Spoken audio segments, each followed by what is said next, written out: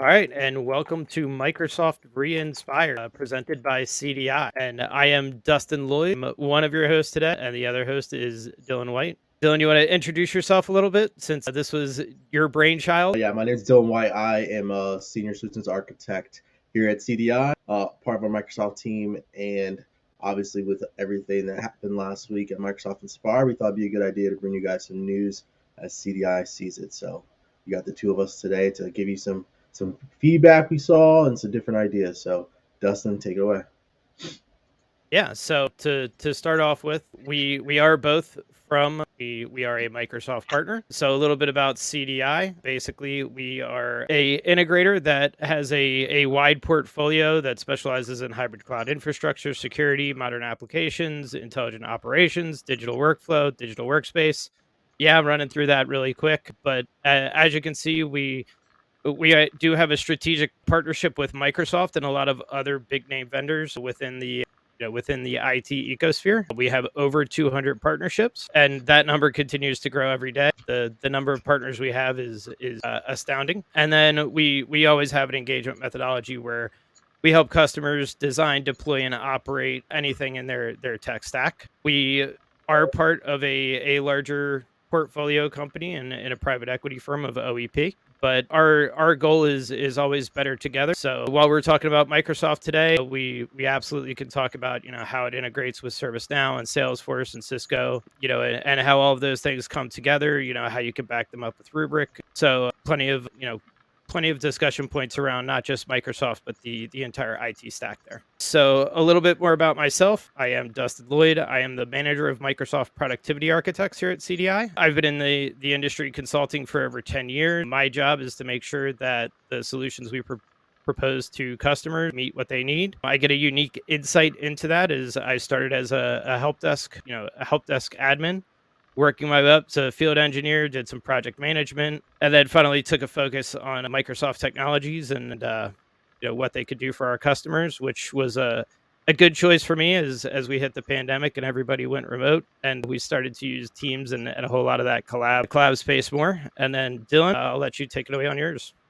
Well, thanks, Dustin. My name is obviously Dillon White. We talked about it. My background, I've been in IT now for 12 years. The first 6 of those were spent in the military's global IT information services. So I have a large background with large enterprise operations. Then I spent a few years with a few manufacturing firms. And then I landed my way into consulting. I've been in consulting now for the last 6 years. And it's been different. We have, as Dustin said, at CDI, we have smaller customers. We have what we call micro customers, all the way up to 30,000 plus user customers. So we get to see it all and design solutions that don't necessarily fit every single customer the same way. So it's a really good way to see things and how they change. So I think getting to have the partner insight is a very interesting world. Yeah, so moving on to talk about Microsoft Inspire, which happened a little bit over a week ago now. Dylan, I'm gonna put you on the spot with this one. What was the big announcement for you? What was the wow moment? Honestly, I think the wow moment that, at least that I saw, right, is it's not necessarily the co-pilots of co-pilots, right? So every single co-pilot's going to get released. We've heard in Inspire, Dustin, let me know when you give me some feedback about if you think there's going to be a co-pilot. But I think every service will have its own co-pilot. But I think the big surprise was the Beam for Enterprise, right? We've been waiting to see the enterprise wrapper around ChatGPT for a long time. And so I think being enterprise where you can search anything that your company has in its history, whether it's SaaS or on-prem, as long as it's connected, I think that's really cool. Yeah, well, I mean, they started the keynote off with natural language being the new GUI, the new GUI. I tell you what, the that chat, I almost forget it's there, right? And then I go to use it, and I'm like, oh my gosh, like this is so much better, because now I'm not searching for like SQL Server licensing. I'm like, hey, give me a comparison of these different SQL Server licenses, and this capability, right? And it's nice because it not only directs me to the the SQL Server licensing spreadsheet, but it also takes that context into the fact that before that I was chatting about the newest version of SQL, right? So yeah, I see that being big, and to your point, the co-pilots, everything's going to have a Copilot, man. I mean, we've got productivity, we've got security, we've got development. Plus, you and I were talking about this a little bit, off stage, but we have the Copilot stack now, so people are going to start building their own. 100%. The Azure AI, I think that was one big thing that got announced, right? So inside of the Microsoft partnership area, we have what's called advanced specializations. I think the fact that they're making a whole solution area around Azure AI, it just pushes more companies into saying, hey, we really got to get started in Azure. So I think it's good for us as partners, right? I mean, who doesn't love getting to talk about the solutions? But like you said, I think the ability to build is going to be bigger than any Copilot. Yeah, well, and the thing that really caught my attention because you and I we've worked with customers that have the issues. We've talked with, a bunch of partners that see the same issue. A lot of people don't understand what the Microsoft stack has in its capabilities and its portfolio. And Judson, the chief commercial officer for Microsoft, did just this excellent presentation that probably lasted 15-20 minutes. You can go look it up on YouTube, but it just went through, hey, here's how AI and Copilot are going to fit into modern work. Here's how they're going to fit into security. Here's how they're going to fit into development. Here's how they're going to fit into, your end user experience, right? And that alone, right? That made the conference for me, because that's stuff that it's incredibly hard to understand all of those things, and how they go into, into your environment, into a customer's environment, and how they all connect together. And it was a masterclass in how all that works. Yeah, I really liked how they brought the different departments up and kind of built up that house, right? They brought you through the rooms, and then it all concluded with that huge, like, this is what our executive presentation of it was. Because I think, right, the boom moment was when they were going through building that PowerPoint slides and they actually delivered that report, right, with that executive summary. Like, that is the stuff where AI is not going to replace people's jobs, it's just how we use it. Yeah, I mean, it's really big, and I'm gonna transition this because we talked about, customers being able to build their own Copilot. We talked about, how it fits in, and then we talked about, not everybody is going to be able to afford the Copilot license, which they came out and said it's going to be $30 per user, and that's where we were talking about, customers being able to make their own Copilot. But then when you look at the licensing model for customers too, not everybody has to have that Copilot Yeah. license. It's still a per user license. And that's where I'm going to start hitting on that security Copilot, and the fact that, if you can give your security team that Copilot capability. And since you're the security guru, I'll let you weigh in on this, but I just look at that as it fills so many gaps for so many companies, and having that natural language search. I can't wait for it to be GA and for everyone to be able to get their hands on it. Yeah, I think it's going to be different than the other ones, right? Because that's one that you don't have to do. Like, you building your own security copilot internally is so difficult, right? Like, what kind of queries you're going to put in there. This one's already pre-built, right? That's the whole thing about build your own versus use one of the Microsoft services, right? Is it worth it? And I think Microsoft also made a point of saying, hey, they're putting all their beans in the stack of this security copilot too, because they're saying they removed all the other workshops, right? Like, there's no other workshop for us to deliver as partners and outside of Microsoft Sentinel. And in order to use the security copilot, you're going to have to use Sentinel. So they're saying get every customer with Microsoft Sentinel. Yeah, so that brings us to something else I wanted to touch on, and that's the requirements for Copilot, right? I think a lot of people are really looking forward to, hey man, we're going to use Copilot. We're going to be able to cut down on administrative time, cut down on creating these documents. But I don't think everyone realizes that whether it's the security Copilot or the Copilot for Microsoft 365, there are requirements that you need to hit before you can actually utilize Copilot to its full capabilities.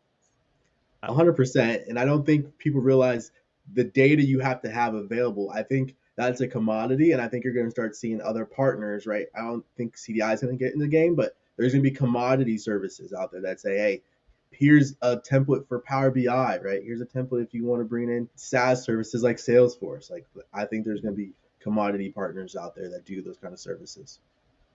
Yeah, I would expect to see them as well, and especially when we talk about, multiple co-pilots and your own co-pilot, right?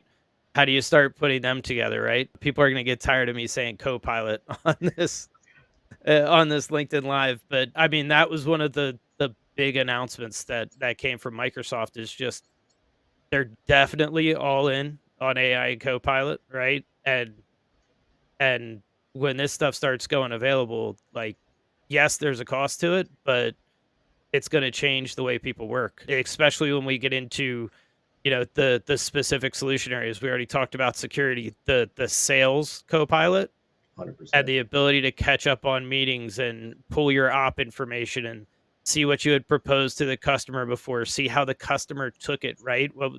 What's their analytics, what's their feelings towards it? It's a game changer when you talk about, things that would normally take you hours and hours of time to go collect, reread emails, check on your notes. Now that's all getting pushed to the surface when you need it, as you need it.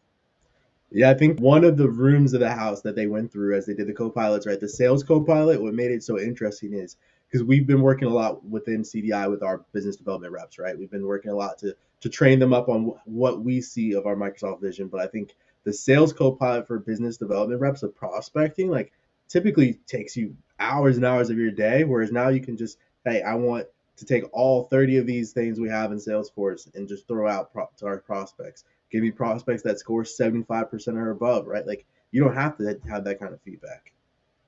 Yeah, and then you add in the fact that they also announced that they're putting what Microsoft was dubbing as Project Orlin, which is basically, some insights for their partners into Microsoft 365 and into the partner center.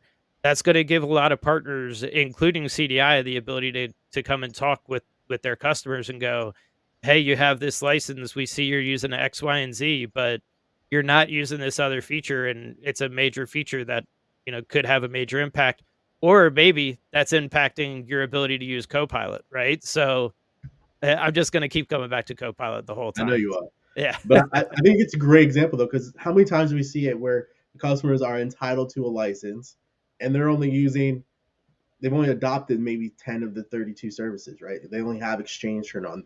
We see even today where customers don't have OneDrive, right? Like why not? Yeah, we talk about that spider web effect all the time. Exchange is kind of the gateway. Everybody wants to go to Exchange. Nobody wants to manage those on-prem Exchange anymore. And then once you get there, you have Teams included in your license, depending on the license you have. Teams is integrating with SharePoint on the back end. So now you got SharePoint and OneDrive coming into it. And then of course the security teams start catching wind of what happens and goes, hold on, everything around this has got to be secured.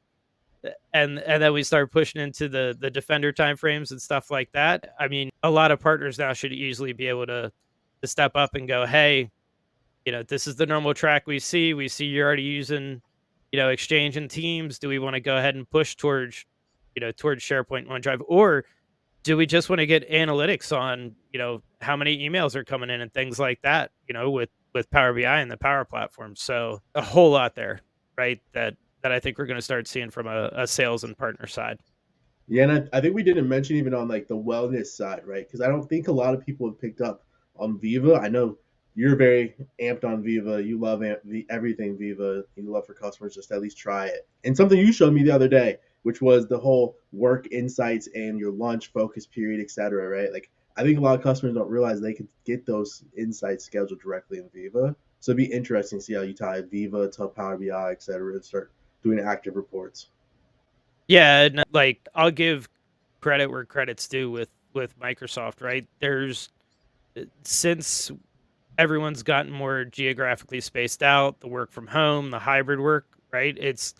It, even from a management perspective, right? You used to be able to walk in, you used to know how long your employees were staying in the office, what they were working on, how long they were working on it. You knew if they left at 5 or whatever their time was to leave.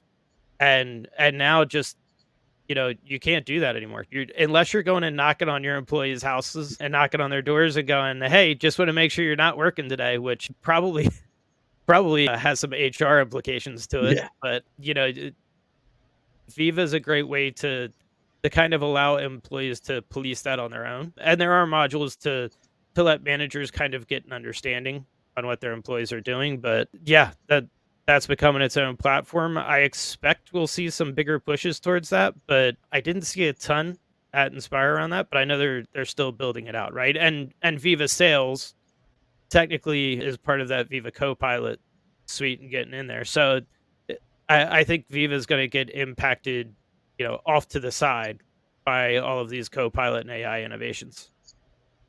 Yeah, absolutely. Were there any of the Inspire sessions, kind of taken away from products, right, that kind of blew you away that wasn't part of the keynote? Any of the side sessions you went to that kind of blew you away? So I don't even know if there was a side session on this, but it came out as part of Inspire, and that's the Microsoft 365 archive and backup, right? I mean, there are a ton of third parties out there that do the backups and things like that, and they definitely have way more capabilities than what Microsoft announced, but we hit it all the time where, we have a customer where they already have surpassed their 100 gig archive mailbox, right?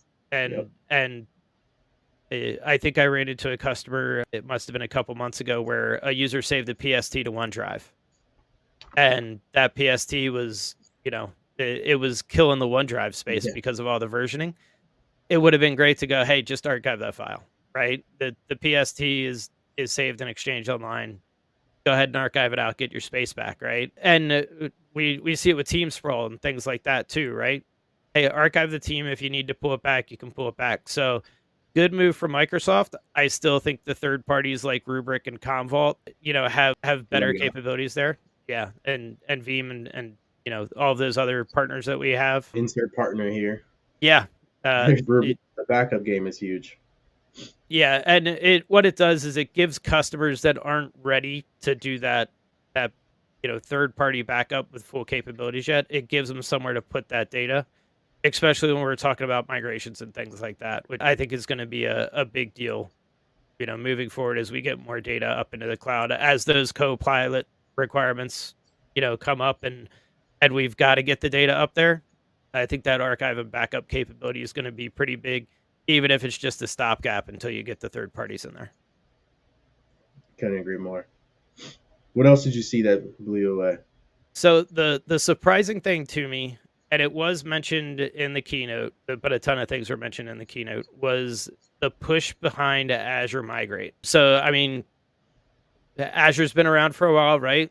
Azure, AWS are always duking it out, but the push from Microsoft they're putting some partner incentives behind it, right? They're really pushing towards the, hey, get your stuff into Azure, right? And I think we're going to see that actually play more into the Azure Stack HCIs and things like that. As we get workloads up into Azure, we're going to start talking about the mobility of those workloads. People are going to start asking, hey, how can we fail back over to on-prem, in the event that there's an issue with Azure backend service, something like that. So yeah, I'll put it this way, I was surprised to see that. Yeah, I think seeing them push for that, the Azure VMware solution, right? That's a huge push. I think we'll see that might be a solution there. But Arc, it's like that's probably one of my favorite services. So I think it's a huge compliment that we have Azure Arc out there now that we can use.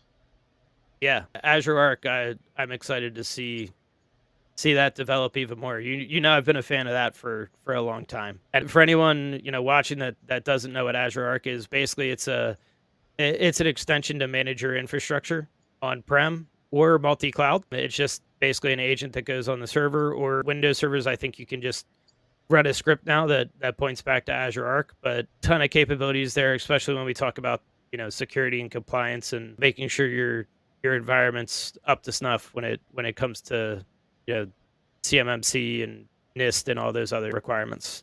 So Dillon, what else hit you at the event that that you were thinking about? I think the one thing that kind of stuck out to me a lot was the ability for partners now to combine with each other and make private offerings enabled for customers, right? Like Microsoft's calling it the multi-partner private offering, right? So not confusing at all to have another acronym in the bunch, but I think that's huge because it allows us, right, to extend the marketplace. So I think for a lot of people that didn't watch out there that are just watching, if are hearing from us for the first time on LinkedIn, I mean, Microsoft has a commercial marketplace not only for 365 or consulting services, but also just inside of an Azure marketplace, right? Where you can just literally click on a button and it will provision that service for you.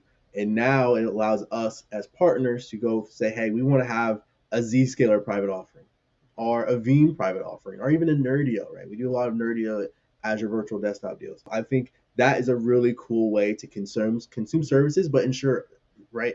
Microsoft usually would just get that payment, but now at least CDI gets a little bit of the cut too, right? So I think it's good for us as a partner and great for Microsoft.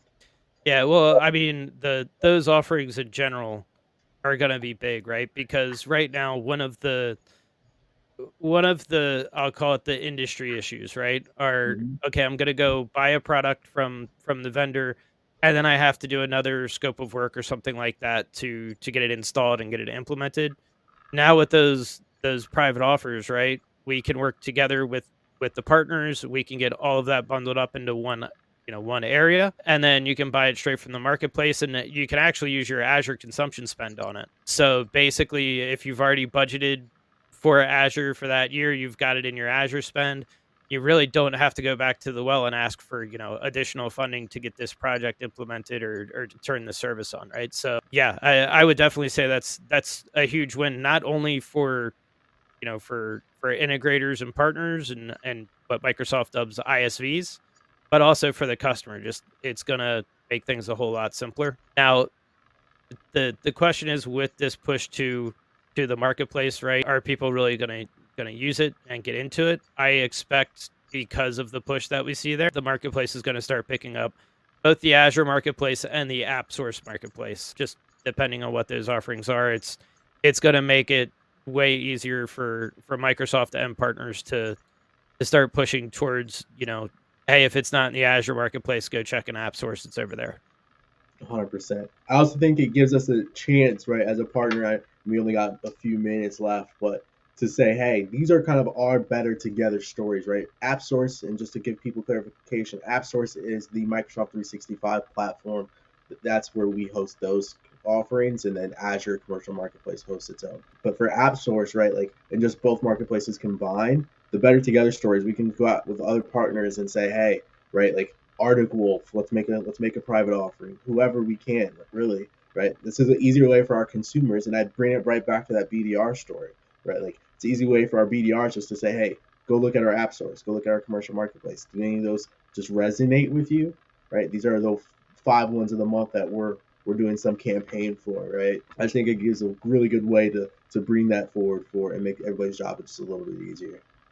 Yeah, well, and looking at that, right? Those offerings that are going to come out, the Microsoft announced some special designations as part of the new partner program, like training and support. They're in a pilot right now, but I have a feeling those are going to integrate heavily with the marketplace, right? If you're offering a private offering out there that maybe has, a continual service behind it, right? Like a support service, it's going to be important for customers to know, hey, this, this partner is a support certified partner by Microsoft, which basically what that means is that Microsoft is really trying to incentivize and push partners to do things like training and support and kind of take that load off of Microsoft. Now, the programs are in pilot right now, but as those programs go to general availability and those designations start to come out, it's one of the things that customers should definitely be paying attention to,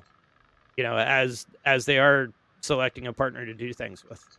Yeah, you always want to find partners that at least have, you know, very well designated solution areas, right? Or they have very deep experience. And I think the marketplace kind of brings it to just, when you go to Google, right? When you select a plumber, you're not just picking the plumber with, 1-star reviews, right? You're not. Like, that's just the Well, nature you of the can, beast. but you might end up in I trouble, mean, you might end up with a backwash in your TV. You never know. Yeah, So in I that think case, I hope you didn't choose the insurance company that was also 1 star. That's right. Like I think that's the commodity based business that Microsoft's getting into a bit. So I think the solution designation areas are huge. I think marketplace is huge. I really like the training aspect that they are doing because they're doing the same thing on the security side, right? Like a lot of customers are talking about, oh, I don't know how to deploy Defender, or is Microsoft really the top, right? And I've proved time and time again with Gartner, right? You got to put a little asterisk there, but Microsoft's up there, and they're putting their money where their mouth is, right? $20 billion a year business. It's not chump change, and I think by in the next 5 years they're aiming to have the biggest security market share in the world, right? And they every year they release another service where they're trying to just do a little bit more, a little bit different, which I think is huge.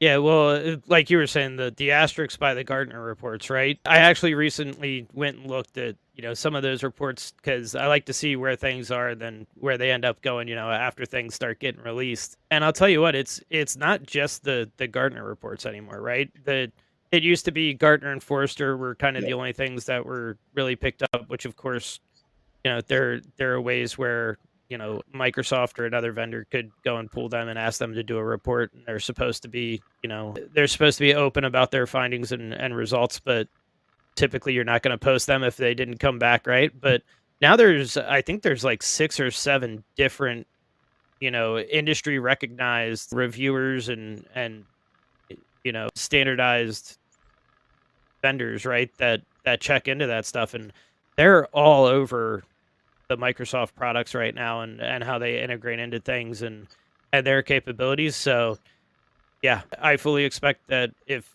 and you and I talk about this all the time, if Microsoft's gonna focus on something, right, it's gonna take them a couple years, but when they're done, they're gonna be a player in the market.